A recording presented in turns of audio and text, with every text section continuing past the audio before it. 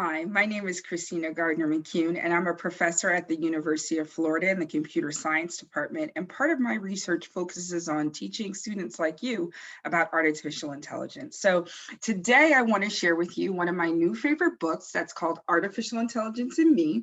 It's from a company called ReadyAI, and it focuses on the 5 big ideas in artificial intelligence that every student should know. So it's a compilation of 5 different books, but we're only going to read one of the books. So we're going to start off with one of my favorite, which is How Machines Learn. So big idea 3 is about machine learning, and you see our friend Robbie. Robbie's going to be here with us on our journey through this book to understand how he learns. So when we first meet Robbie, you see he's sitting at a desk reading a book, kind of like we would read a book. So big idea 3 is about computers can learn from data. And so the question is, can computers learn like we do as humans?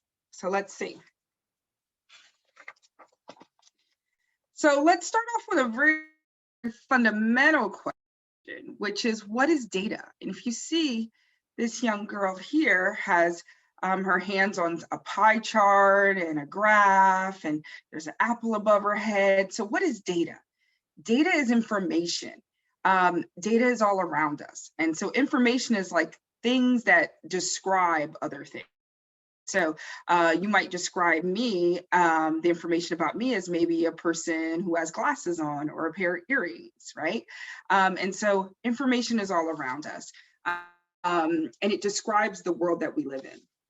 So we also create lots and lots of data, right? So if you see here, we have a smartphone. If you notice, there's a map. So every time we use our smartphones or GPSs in our cars to get somewhere, that's information. It's information about our current location. It's information about where we're going. And there's information about the path we have to take to get there.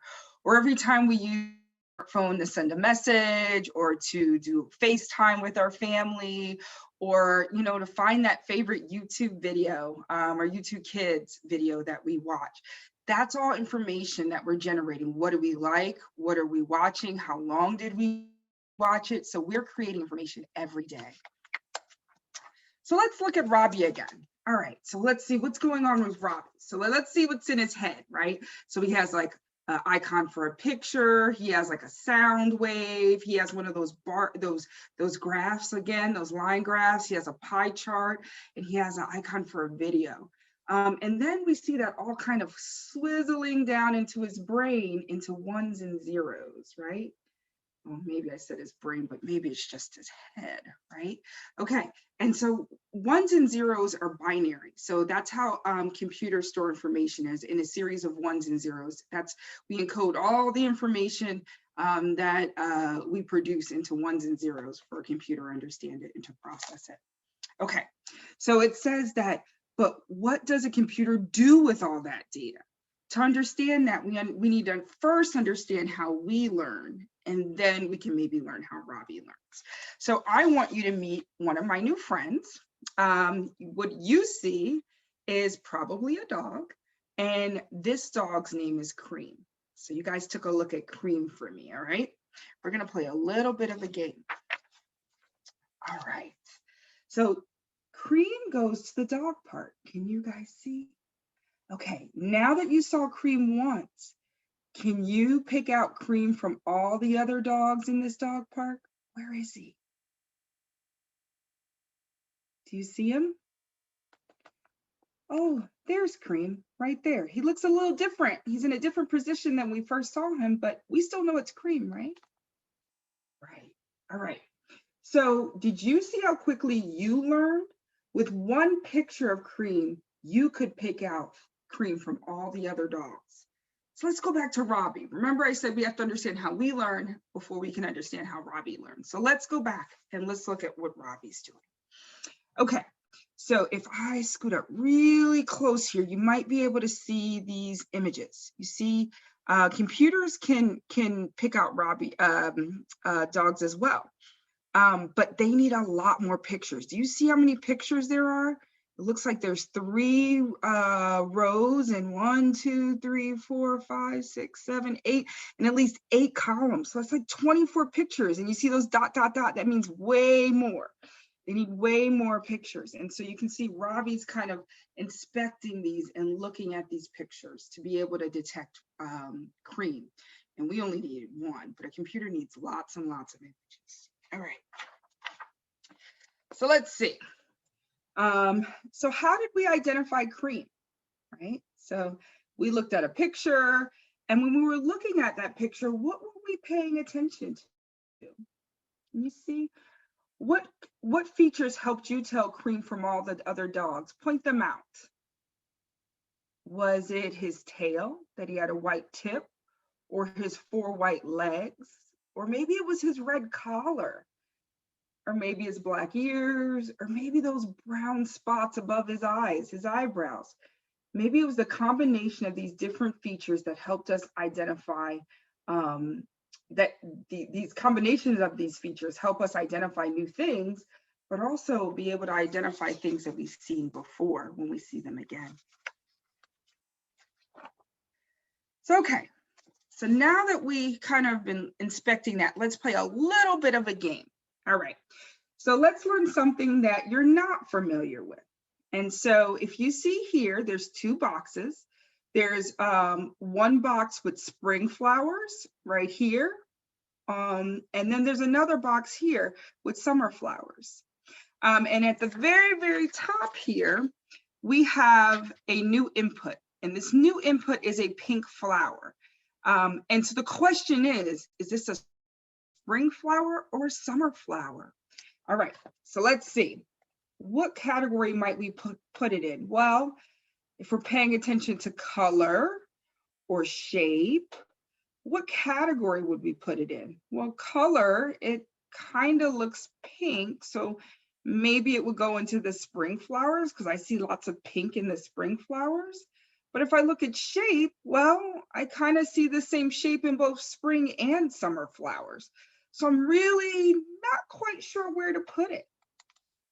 So let's change the question and let's change the categories just slightly. We call these labels.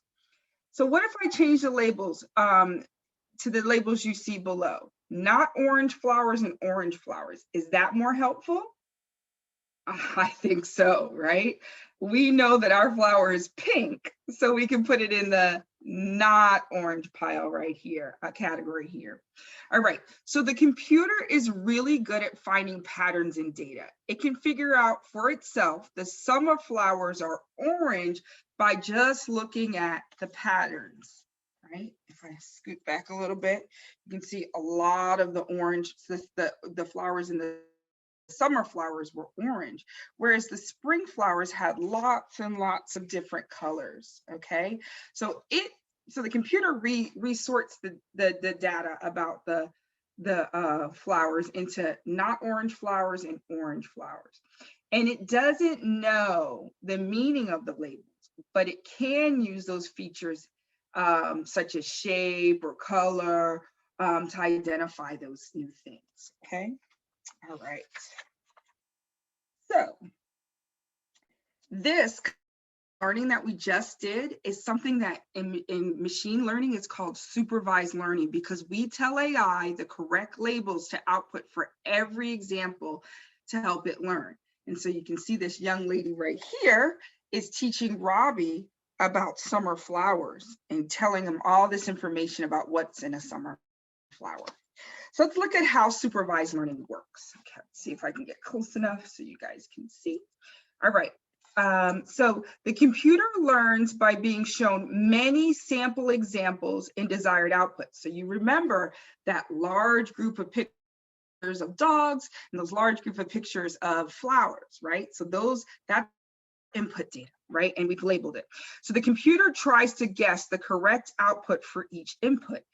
If it guesses wrong, it adjusts its thinking to try a little to try to do better.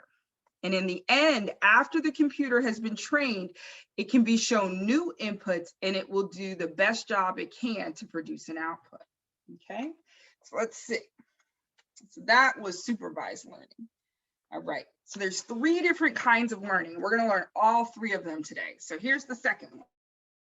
So the second one is if we give AI data without any labels or correct outputs and let AI learn about the features itself, it's called supervised. So like, meaning like supervised is kind of like having a teacher that tells you when something's right or when something's wrong.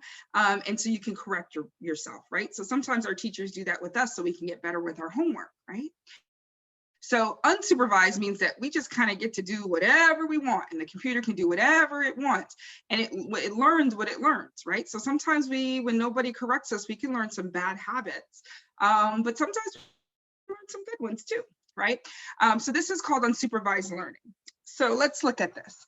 So AI tries to find its own patterns. One example of ways that it finds its own patterns is through this technique called clustering, where AI uses unlabeled data to identify groups or clusters of items that are similar to each other. So if we look at this data, it's data with no labels or correct outputs, right? So we just see a whole bunch of flowers, right? And what we see is that the computer starts to group those. And what do you think? What do you see it's focusing on, right?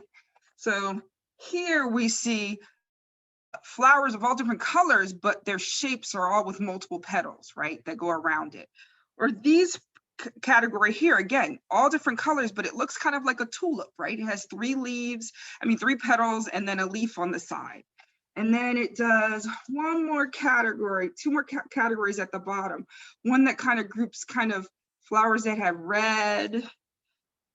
reds and purples here, and some that have yellow and orange and maybe pink right here.